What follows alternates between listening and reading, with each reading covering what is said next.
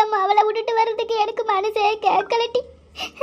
இம்மா தூரம் வந்துட்டு இதுக்கப்புறம் அவளை நினச்சி நினச்சி பார்க்கறதுக்கு எனக்கு மனசே அடையலட்டி.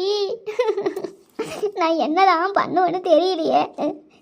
என் அவளை விட்டு நான் வந்துட்டேனே, எனக்கு கஷ்டமாக இருக்கு பாருட்டி. இனிமே எப்படிட்டி நான் கீதாவை எப்படி பார்ப்பேன்? இன்னும் 6 மாதம் ஆகும்ட்டி அவளை வர்றதுக்கு. ஐயோ கடவுளே, ஏட்டி வாட்டின்னு அத்தனை வாட்டி கூப்பிட்டேன். என் பேச்சை கேட்டதானே கிறுக்கு மாடு. என் பேச்சையே கேட்க மாட்டேங்கிறா. ஒரு விஷயத்தில் எவராவது செருக்கி பய 2 பேரும் கேட்கவே மாட்டேங்கிறானுவோ. இந்த ஆளும் கேட்க மாட்டேங்கிறான். நான் பெத்தவளும் கேட்க மாட்டேங்கிறாளுவோ. இவ இருக்கிறா பாரு, இவன் அப்போ எப்போ அவளை ஒழிச்சு கட்டுவோம்னு இவன் நிற்கிறா இந்த சூழி மாடு. என்னமோ அவளை நான் தூக்கி வச்சுக்கிட்டு ஆடுறான் நான் தலையில்.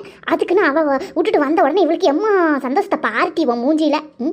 என்னத்தை சொல்கிறதுன்னு எனக்கு ஒன்றுமே விளங்கலட்டி விளங்கலை.